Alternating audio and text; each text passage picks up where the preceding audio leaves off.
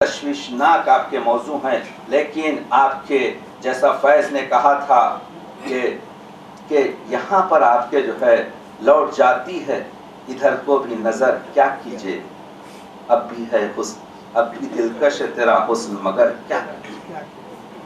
یہ افسوسناک بات ہے کہ اتنی عظیم زبان، جو میں ہمیشہ کہتا ہوں کہ جس کو 500 سال تک فارسی نے اپنی سوکن جانا، دربار میں آنے سے روکا، لیکن اردو جوان تھی، شریر تھی، چنچل تھی، خوبصورت تھی، بازاروں میں، کوچوں میں اپنے محبوب، اپنے عاشق بناتی چلی گئی، اور ہم نے دیکھا کہ دکن کا محمد قلی قطب شاہ اس کا پہلا عاشق ہوا اور صاحب دیوان شاعر ہوا۔ ادھر ہم نے دیکھا کہ شاہ عالم اس کی زلفوں کے اسیر ہوئے، ادھر واجد علی شاہ اس کے دستگیر ہوئے، ادھر ہمارے دکن کے محبوب علی پاشا اس کے محبوب بنے، اور بہرحال اس کو عوام کے ساتھ دربار میں اور دربار کے ساتھ اعلیٰ شاعری میں۔ تو یہ جملے میں اس وجہ سے کہہ رہا ہوں کہ سرپرستی درباروں کی اردو کو حاصل نہیں ہوئی۔ اردو ایک خودرو اور عوامی لہجہ زبان، تو آج کے اس 21ویں صدی میں جہاں پر کوشش یہ کی گئی ہے کہ اس وقت ہمارے اردو زبان کے افراد کی تعداد 400 ملین ہے، جبکہ دنیا کی جو آبادی ہے وہ 7 بلین ہے، اور 2050 میں آج سے 40 سال بعد امکان یہ ہے کہ دنیا کی آبادی 11 بلین ہوگی، تو اس وقت ہماری زبان کی سمجھنے والوں کی تعداد 700 ملین ہوگی۔ تو اس کے لیے ہمارے پاس کیا انتظامات ہیں؟ اس کے لیے ہمارے پاس ترسیلی کیا نظامات ہیں؟ اس کے لیے ہماری دوست پر ہمارے کیا مسائل ہیں کہ ہم اس مسئلے کو اپنی آنے والی نسلوں تک پیش کر سکیں۔ اردو کو ابھی جیسا ذکر کیا گیا کہ ایک فرقے کی زبان بنا کر جوڑ دیا گیا۔ ہر ایک زبان آپ دنیا کی لے لیجئے، اس میں ایک مذہب کے اور ایک عقیدے کے، ایک سماج کے گروپ کے لوگوں کا سب سے زیادہ پرسنٹیج ہوتا ہے۔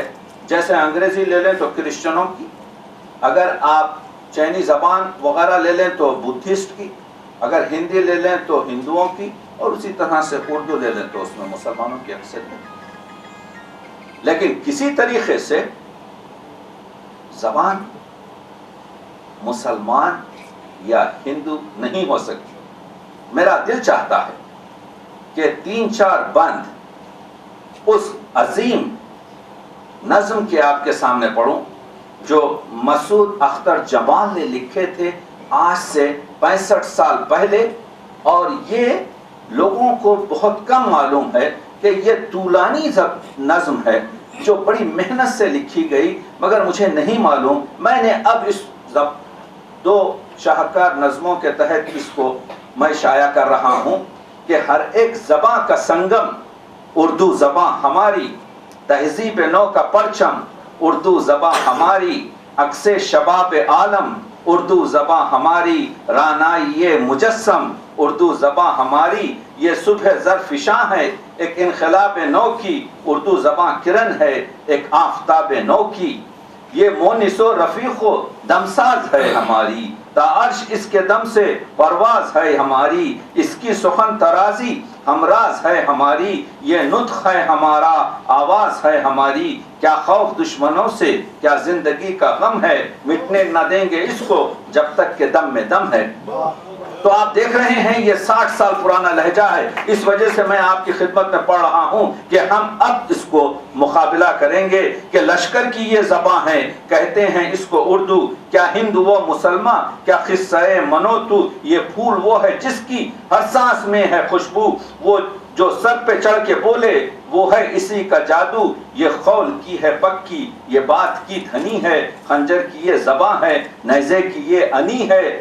وہ صوفیان اکرم، وہ رہبران کامل، موجے نظر سے جن کی پیدا ہزار ساحل، نقش ختم میں جن کی تھی سینکڑوں منازل، خوش خلقیوں میں کوئی جن کا نہ تھا مقابل، اب تک مزار ان کے ہے مرکز عقیدت، کیا کبر کیا مسلمان ہے ساری آتی ہے ساری خلقت، یوں اس زبان میں آئی شیرین یہ سلاست، پیدا ہوئی سخن میں رنگین وہ فصاحت، الفاظ میں سمائی احساس کی لطافت، فکروں میں رفتہ رفتہ آتی گئی بلاغت، خواجہ فرید کو تھا عرفان اس زبان کا، سلمان سعد کو تھا ارماں اسی زماں کا، عرض دکن میں اس کا راجو نے گیت گایا، خواجہ چراغ نے بھی فانو سے دل جلایا، گیسو دراز خواجہ بندے نواز اس کے، قدوس عارفاں تھے جو پائے راز اس کا، مخدوم اس کو سمجھے راز درون فطرت، وحدی نے اس کو جانا سرچشمہ عقیدت، جانم نے اس زبان میں دارالحرم بنایا، سیوا نے اس زبان میں بیت الصنم بنایا۔ آپ نے دیکھا کہ ایک زبان میں 60 سال پہلے کا شاعر احساس سے خطر محسوس کر رہا، میں نے پیش اسی وجہ سے کی کہ شاعر آنے والے خطرات کو اسی طرح سے جلد درک کر لیتا ہے جس طرح سے زلزلہ آنے سے پہلے کچھ جانور اپنی حس سے، شاعر جانتا ہے، شاعر تخلیق کار ہے، فنون لطیفہ کا سب سے عظیم پیکر،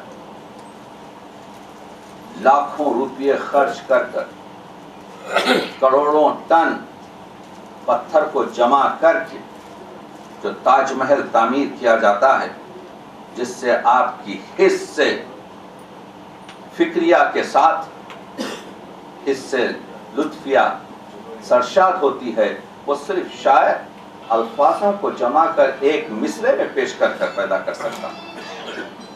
تو آپ دیکھ رہے ہیں کہ شاعر کے پاس عظمت کا خزانہ ہے، یعنی شاعر معنی الفاظ کے معنی شاعرانہ سے کام لیتا ہے، کیونکہ کچھ دانش آموز یہاں بیٹھے ہیں، میں یہ بتانا چاہتا ہوں کہ ہر الفاظ کے 3 معنی آپ نکال سکتے ہیں۔ ایک کو کہتے ہیں معنی صورتیہ، یعنی میں جب کہوں کہ بادشاہ کے سر پر تاج ہے تو فوراً آپ کے دماغ میں ایک بادشاہ کا پکچر آ جائے گا، ایک تصویر آ جائے گی اور تاج کی تصویر آ جائے گی، اس کو کہتے ہیں معنی صورتیہ۔ اور دوسری ہوتی ہے معنی فکریہ، یعنی جب میں کہوں کہ علم دولت سے بڑا ہے تو نہ علم کی تصویر ذہن میں آئے گی نہ دولت کی تصویر ذہن میں آ جائے گی، لیکن معنی آپ سمجھ جائیں گے کہ کون شخص کیا کہہ رہا ہے۔ یہ دونوں معنی الفاظ کے معمولی معنی، اس سے عظیم معنی جو ہیں وہ ہے معنی شاعرانہ، وہ ہے کہ جیسے ہی شاعر نے بس ایک شعر پڑھا، ہم نے نہ دیکھا بلا سے ہم نے نہ دیکھا تو اور دیکھیں گے، فروغ گلشن و صوت ہزار کا موسم، تو جیسے ہی فیض کے شعر کو آپ نے سنا، رات یوں دل میں تیری کھوئی ہوئی یاد آئی، جیسے ویرانے میں چپکے سے بہار آ جائے، جیسے صحراؤں میں ہولے سے چلے باد نسیم، جیسے بیمار کو بے وجہ قرار آ جائے۔ تو ایک کیفیت آپ کے بدن میں طاری ہوئی کہ ان 4 مصروں میں شاعر نے یہ چھوٹے چھوٹے الفاظ بے وجہ ہولے سے چپکے اس طرح سے رکھ دیے کہ ایک کنفیوژن ہے کہ جیسے بیمار کو بے وجہ قرار آ جائے۔ کبھی آپ نے اس مصرے پر غور کیا کہ یہ بے وجہ اگر نکال دیا جائے تو پورا اسٹرکچر اس مصرے کا ختم ہو جائے گا، پورا لطف اس کا ختم ہو جائے گا، لیکن اس بے وجہ نے اس طریقے سے کنفیوژن پیدا کر دیا کہ اس کو کہتے ہیں تشبیہ متحرک، جس نے آپ کے بدن میں آپ کے ذہن میں ایک طرف کی لہر دوڑا دی، اس کو کہتے ہیں معنی شاعرانہ۔ تو معنی شاعرانہ شاعر کی ایک حص ہے۔ ویسے شعر جو ہوتے ہیں شعر کی سب سے اعلیٰ قسم جو کہی گئی ہے وہ مسموع ہے، جہاں پر کنفیوژن ہے، جو تمام غالب کے اشعار ہیں کہ پڑھنے کے بعد سمجھ میں نہیں آتا، ابہام کی کبھی صورت ہے، اس میں ثناؤں کی کوئی واردات ہے، اس میں تبخر ہے، اس میں تحور ہے، اس میں تصور ہے. یہ تو ان تمام چیزوں کو جب آپ سوچیں گے تو آپ کو معلوم ہوگا کہ یہ شعر میں کیا چیزیں پائی جاتی ہیں. تو اس کی جو اوج ہے اس پر جا کر آپ سمجھتے ہیں. تو شاعر جو بہت سے شاعروں نے کہا ہے کہ میں اندلی پہ گلشن نا آفریدہ ہوں، یعنی ابھی میرا دور نہیں آیا ہے، ابھی میں کوئی اس جگہ پر پہنچ نہیں سکا جہاں پر میری فکر پہنچ رہی ہے. اور اسی طرح سے حضرت اقبال نے یا غالب نے ان تمام چیزوں کا ذکر کیا ہے کہ وہ ابھی ان کے میسج کو سمجھا نہیں گیا. تو آپ نے دیکھا کہ جمال مسعود نے، علی گڑھ کے شاعر ہیں، یہ آزادی سے پہلے کی نظم ہے. تو آپ دیکھ رہے ہیں کہ جن خدشات کا، جن مسائل کا ذکر انہوں نے اس وقت کیا، آج ہم دیکھ رہے ہیں کہ وہ بالکل سچ تھا. کہ 2011 میں سوال یہ ہے کہ اس اردو زبان کو کس طریقے سے اس ڈگر پر رکھا جائے. میں ممنون ہوں جو گزشتہ 10 سال میں یہاں پر کام ہوئے ہیں، جیسے اردو مولانا آزاد اردو یونیورسٹی یا خود آپ کے سینٹرل یونیورسٹی. میں جب طالب علم تھا تو میں چند اپنے دوستوں کو جانتا ہوں جن کے والدین اساتذہ تھے اردو ادب کے. انہوں نے اپنے بچوں کو یہی کانوینٹ اور آپ کے جو انگریزی اسکول ہیں ہمارے نئے شہر میں، اس میں اپنے بچوں کو بھیجا. اور وہ میرے دوست کسی لحاظ سے نہ اردو پڑھ سکتے ہیں اور ان کو بڑا خدشہ ہے. اور میرے ایک دوست نے بڑا گلہ کیا کہ تنہا چیز جو میں اپنے والد سے ناراض ہوں وہ یہ کہ مجھے انہوں نے اردو نہیں پڑھائی. تو یہ کام ہم نہ کریں. اردو کو روٹی اور روزگار سے جوڑنا ضروری ہے، لیکن یہ ون وے روڈ نہیں ہے، یہ ایک طرفہ قیابل نہیں ہے. بہت آسان ہے کہنا کہ اردو پڑھیں تو کیا کریں. میں آپ سے یہ کہتا ہوں آپ اردو پڑھیے اور اردو پڑھائیے. ہمارے ملک میں کینیڈا میں اگر 2 نہیں بلکہ 1 اسٹوڈنٹ یہ کہے اسکول کا کہ میں اردو پڑھنا چاہتا ہوں تو گورنمنٹ آف کینیڈا پر یہ لازم ہے کہ اس بچے کے لیے یا اردو ٹیچر مقرر کرے یا اس بچے کا ٹرانسپورٹ کا کوئی ایسا ذریعہ کرے کہ اس کو اردو کی تعلیم دی جا سکے.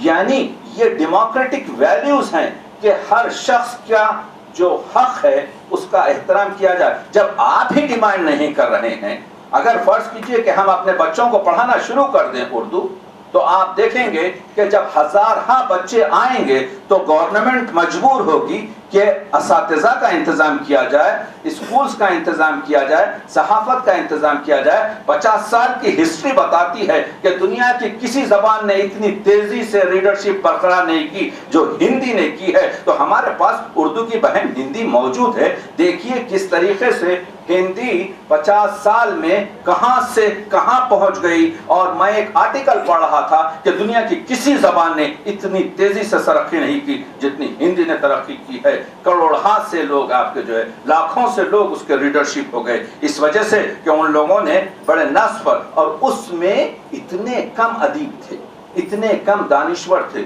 اتنے کم. آپ 1947 سے 1955 کا ہندی پرچار سبھا کا وہ دیکھیے. میں خود ہندی پرچار سبھا سے ہندی پڑھا ہوا ہوں. تمام وہ ہندی کے ایگزام جو تھے پرتھما ادھما سے لے کر آخر تک میں پڑھا ہوا ہوں. میں ہندی لکھ سکتا ہوں، ہندی پڑھ سکتا ہوں. تو میں جب یہی یہاں پر ایبٹس پر میں جب ہندی پرچار سبھا جاتا تھا تو وہ جو لائبریری چھوٹی سی تھی اس میں اس وقت میں دیکھتا تھا کہ اتنی گنجائش نہیں کہ ہم کھڑے رہ سکیں. اتنے چھوٹے سے ہال میں اتنے لوگ آ کر کتابیں لے رہے تھے.